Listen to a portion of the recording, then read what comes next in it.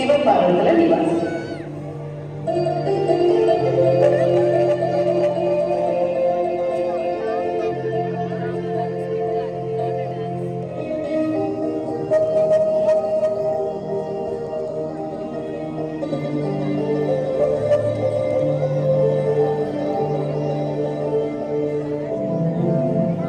అదిగో అక్కడ కనిపిస్తుంది పార్వతీదేవి.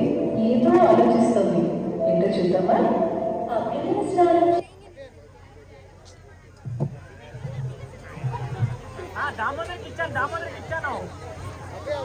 చేస్తున్నాను కదా,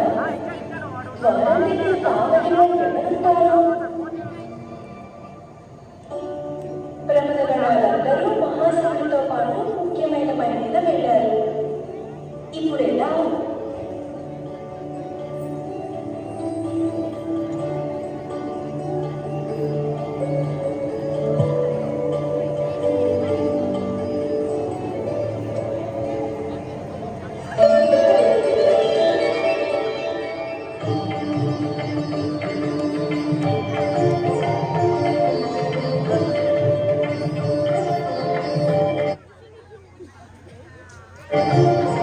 బొమ్మ ఎంత బాగుందో! ఈ బొమ్మకే ప్రాణం పోసి నిలబెడితే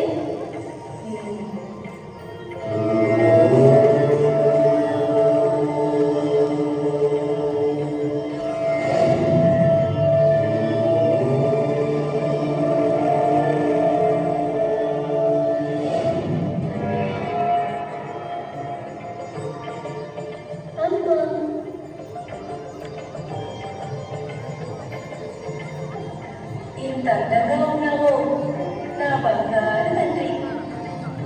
నమోస్తు బంగా.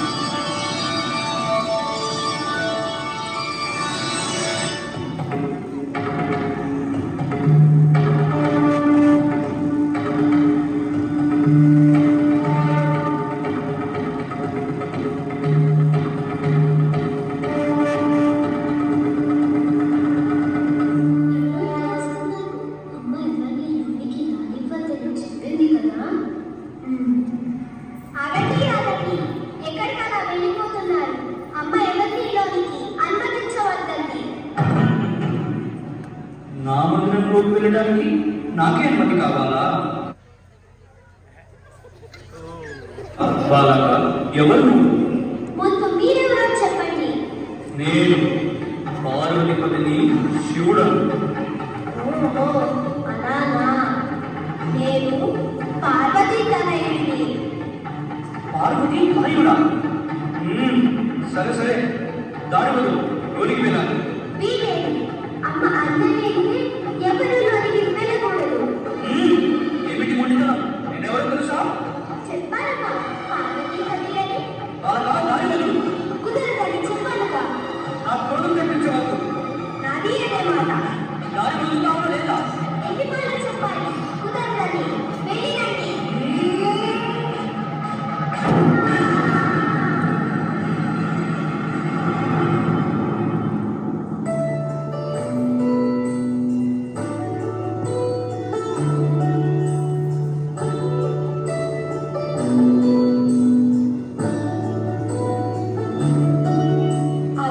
స్వామి, లోనికి ఎలా వచ్చారు? బాలుడు అడ్డగించలేదా? అడ్డగించాడు. అందుకే ఆ బాలుడిని సంహరించి వచ్చాను.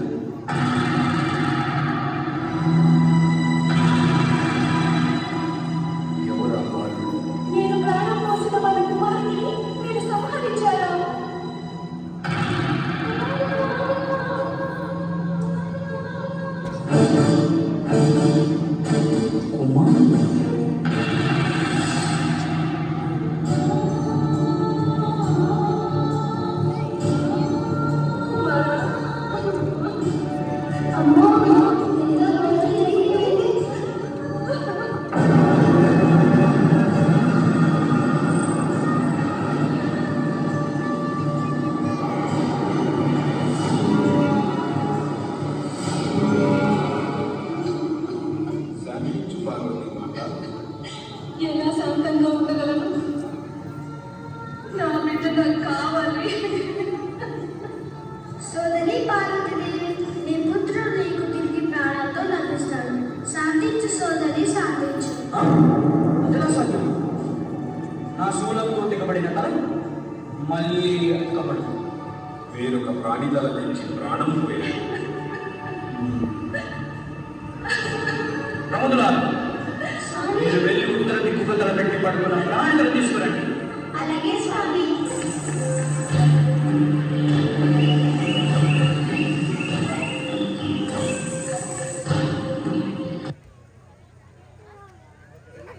రండి, రండి.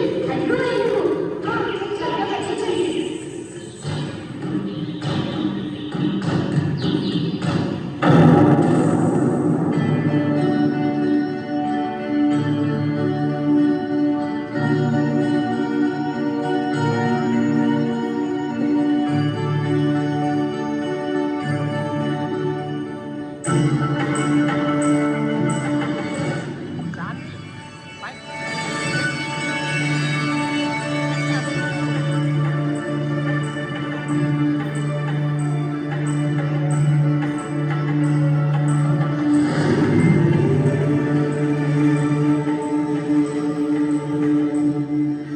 అందమైన నా బాలుడికి ఏనుగు ముఖమా?